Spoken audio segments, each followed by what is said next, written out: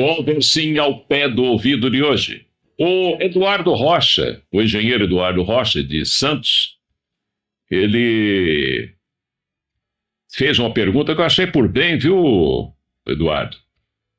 Responder pelo ar também, porque pode ser que seja dúvida de muito ouvinte, ou pelo menos uma opinião da gente a esse respeito, né? Para que cada um forme a sua verdade, porque cada um tem que conviver com a sua verdade e não com a minha.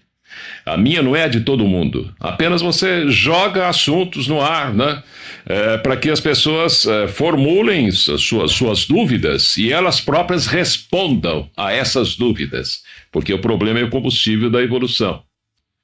E ele pergunta aqui se eu conheço uma entidade chamada Crion. Eu não sei se é Cryon em inglês ou Crion, tanto faz também, né? Essa entidade não é inglesa, né? Mesmo porque inglês, francês, português, sânscrito e tal, tudo vem de uma linguagem cósmica chamada Agartino. E ele diz aqui que nós estamos vivendo um momento de uma nova energia, né? Se tratando de um conceito de nova energia. Entidade que é muito interessante, seguindo uma linha parecida com o que a gente fala aqui. Eu, sinceramente, não conheço, gostaria até de saber alguma coisa a respeito. Mas no final das contas é tanta novidade por aí que a gente vai ler ou vai se informar, acaba batendo com seres que a gente já conhece com outros nomes, e como se nome fosse importante, né? Se eu me chamasse José, seria a mesma coisa, eu estaria falando do mesmo jeito aqui, ou Antônio, ou Michael, né? Tanto faz. Mas, em outras palavras, a tese de que somos anjos em missão de aprendizagem na Terra, e que devemos passar para a nova energia, rompendo os padrões anteriores da velha energia. Sim, é isso mesmo. Só que isso aqui é mais antigo que andar para frente. Isso é muito antigo. Tem livros antiquíssimos da Índia, já constam essas coisas. Como a pessoa que se fizer um estudo aprofundado vai descobrir que a manifestação de um avatara no Ocidente já estava escrito em livros antigos da Índia há muito tempo atrás e do Tibete também. Né? E até hoje foram apresentados 10 livros em inglês, né? Dos quais alguns já foram traduzidos para o português. Ele disse que vai preparar um resumo do material e vai enviar para a gente. Obrigado. Mas com relação a Schumann, essa ressonância, vamos acrescentar mais alguma coisinha aqui, Eduardo? Schumann descobriu a modificação vibracional do globo Terra na década de 50. Mas ele não soube explicar o porquê. É o tal negócio, é você ouvir o galo cantar, mas você não sabe se o galo é garnizé, se é galo índio, ou que tipo de galo que é, se é galo chinês, é galo português, sei lá, de onde vem esse galo, né? Mas ele ouviu o galo cantar. E é preciso estar muito ligado para perceber essas coisas. Como às vezes, né, não é necessário ter estudo para isso, mas basta ter sensibilidade. Você pega uma pessoa, essa pessoa está sentindo que o tempo está passando mais depressa. Né? Eu já disse algumas vezes no ar que o nosso grande cientista César Lattes, saudoso César Lattes, de Campinas, professor titular da Unicamp, né? Descobridor do Meson Pi, ele um dia encontrou com um amigo comum, é meu amigo também, e esse amigo que me contou, deu um abraço nesse amigo meu e disse: ô fulano, eu sinto que o tempo está passando mais depressa, mas eu não consigo provar, né? César Lattes, grande físico, ó, né? E tem muita gente percebendo essas coisas. Como ontem também eu estava conversando com um médico um grande endocrinologista, professor da Universidade de São Paulo e amigo da gente, Dr. Edson Luiz Arioli, né? Ele que me pegou no pé ontem por causa da diabetes. Você precisa botar a comida aí, Carvalho, tá mal, sua diabetes tá alta, né? E realmente, né? É como se eu fosse um indivíduo que tivesse um controle absoluto sobre mim mesmo. Se eu tivesse, eu não estaria encarnado aqui, pode ter certeza, né? A gente não consegue ficar aqui, nessa terceira dimensão, sem ter alguns defeitos. Eu estou dizendo isso, sabe por quê? Não é para que você fique compadecido de mim mesmo, não é isso. É que é pelos nossos defeitos que nós ficamos aqui, para consertá-los. Então, benditos sejam os nossos erros e defeitos. Não podemos ficar incidindo nos mesmos erros o tempo inteiro. Aí é muita renitência, é burrice, né? Aí é muita burrice. Chega um ponto que não dá mais para você ficar aqui, né? Então, o doutor Arioli estava contando o seguinte, o caipira, ele que também é do interior, né? O caipira descobre se ele está com glicosura ou açúcar na urina. Sabe como, Ailton? É quando ele faz xixi atrás da bananeira, né? Como se estivesse atrás da bananeira, né? Ou na árvore, sei lá o que, lá no meio do mato, as formigas vêm e vão no xixi dele. Por quê? Porque tem açúcar. E ele descobre que não está bem, né? Aconteceu com seu pai lá, não? Que está com diabetes também? Então, aí, ó. Pois é. Schumann, então, descobriu o estado vibracional do globo. Mas ele não sabe por quê. Ele não sabe que foi devido a um fato acontecido aqui no Brasil, que não vamos entrar em detalhes, porque isso não importa. E que essa manifestação de um avatar no Brasil já está escrito em livros antigos. E muita gente estava esperando. Inclusive, o próprio professor Henrique Zé de Souza, fundador da Sociedade Brasileira de Obiose, ele dizia que ele deveria se manifestar de corpo presente em 2005. 2005 já foi, e o pessoal anda perguntando, cadê Maitreya?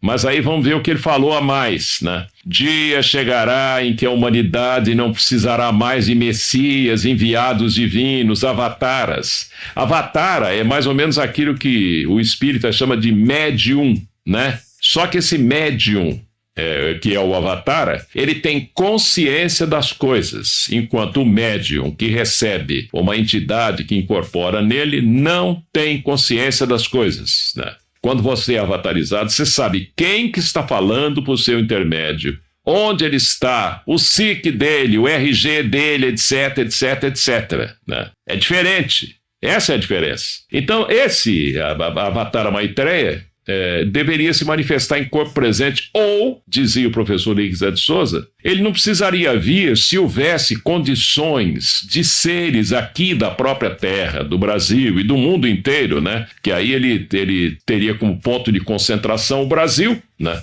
Para futuramente a gente ter o povo de Ra, Sol, Brasa, Fogo, Brasil, Argentina, Tá, Prata, etc. Fazer o jogo da Hatha Yoga, que uma vez nós comentamos aqui pelo ar. É Argentina-Brasil o negócio, ou América do Sul de uma forma geral. Porque a luz caminha de Oriente para Ocidente, ex-Oriente Lux. Quem disse isso não fui eu, foi o Emanuel Swedenborg. Caminha de Oriente para Ocidente e de Norte para Sul, ou por outra. Em cada momento, uma instituição esotérica tem o facho de luz, ou a verdade cíclica. Portanto, ela é passageira também. Até essa verdade do Avatara, ou do Messias, aquele que tem uma Messes aqui, ela é passageira. Então, portanto, não tem escola esotérica que fica no tempo para sempre com a verdade eterna. Não. Ela conserva as bases estruturais de um passado que serviu para montar esse presente que nós estamos vivendo aqui agora, e presente esse que nós estamos preparando nele o futuro que vamos ter, né? E depende da gente esse futuro, claro, né? Por isso que a gente precisa ter consciência dos atos e tal, etc, né? Mas então, essa tal era de Aquário que detonou a partir de um fato aqui no Brasil, de 24 de fevereiro, é que começou a mexer com o estado vibratório da Terra inteira, desse globo todo, né? O Brasil não é pouca porcaria, não, compadre, né? O Brasil não é esse monte de corrupto metendo a mão em dinheiro, não, é muito mais que isso. Aliás, é onde há muita bagunça que você tem experiência, você tem tendência para organizar melhor. O que já está organizado já deu frutos, então tem tendência de decair e morrer, acabar. Ou não, é questão de lógica. Né? Então, essa manifestação desse avatara poderia, como dizia o professor Henrique Zé de Souza, diluir-se em pessoas afins com este estado vibratório superior, ou um estado vibratório mais rápido, né? Onde exige mais rapidez de pensamento, exige mais exercício mental das pessoas, poderia diluir-se em pessoas afinizadas com ele. E quem são essas pessoas afinizadas com eles? É só você ir nas livrarias, aí você vai ver, né? É ouvinte nosso que manda e-mail para a gente, que está procurando tentar entender essas coisas que estão acontecendo, livros novos que estão surgindo por aí. Então, seres que mantêm contato de outra dimensão para cá, não importa se trocando de nome ou não. O que interessa isso, né? Trocar de nome, o importante é o que está realmente acontecendo. Agora, a maioria dos seres que habitam a Terra não estão entendendo coisa alguma do que está acontecendo. E não estando a entender coisa alguma do que está acontecendo, né? Eles não podem ficar aqui, evidentemente, né? Como é que você pode pegar um professor e falar, agora nós vamos explicar física quântica? Aí o pessoal fala assim, nós não estamos entendendo nada, não dá para você começar a falar, pegar na mãozinha nossa para ensinar a gente a escrever. Primeiro, eu não estou falando que todo analfabeto é burro, não é isso, hein? Por favor, já fiz ressalva aqui. Daqui um pouco você vai falar, quer dizer que todo analfabeto vai pro inferno e o resto vai tudo pro céu. Ora, então Renan Calheiros e a turma dele aí, os anões, o orçamento, aquela turma já tá tudo no céu, porque tudo tem curso superior, né? Não, não é assim não. Tem o coração também, tem a compreensão da vida. Eu já mencionei várias vezes, se a gente não faz essas ressalvas, né? O pensamento dá aquela desviada e você conclui alguma coisa erroneamente por aí e sai dizendo que a gente disse que, e não disse nada, né?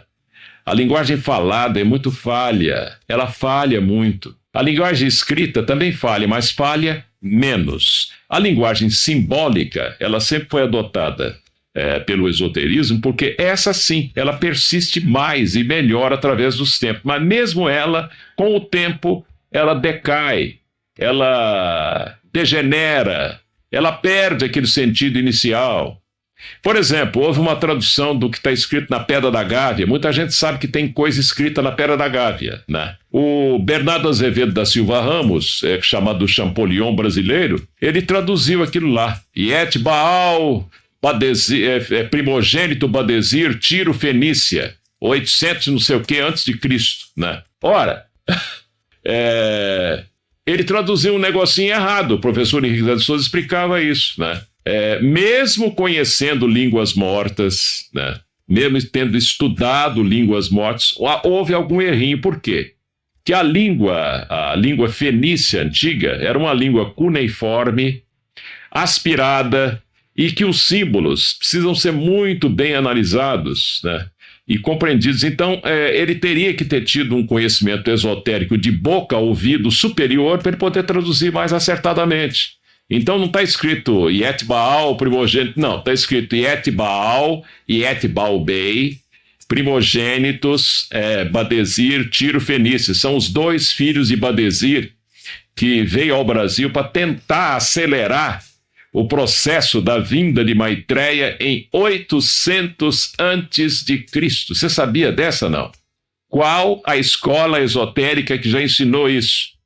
Você não pode ensinar o que não foi desvelado ainda, não era momento para isso, né? Aí que tá. E não quer dizer que a escola esotérica que conta isso seja a melhor de todas. Não existe isso, né? Existe uma que está encarregada de contar um pouquinho mais, é sempre por acréscimo a iniciação dos seres à Terra. Bom, então essa manifestação aqui na Terra desse tal Avatar Maitreya está diluída nos seres, né? E avatarização é isso, são seres dos degraus da escada de Jacó, que são 9 degraus, que se avatarizam ou se projetam dentro de um ser adrede ou anteriormente já preparado, encarnação após encarnação. Esse ser lutou contra ele mesmo o tempo inteiro para se aperfeiçoar no sentido dos justos et perfectos maçônico e chegou a um ponto que não dá, tem que ser aquele cara ali. Então ele é o Avatar, pronto.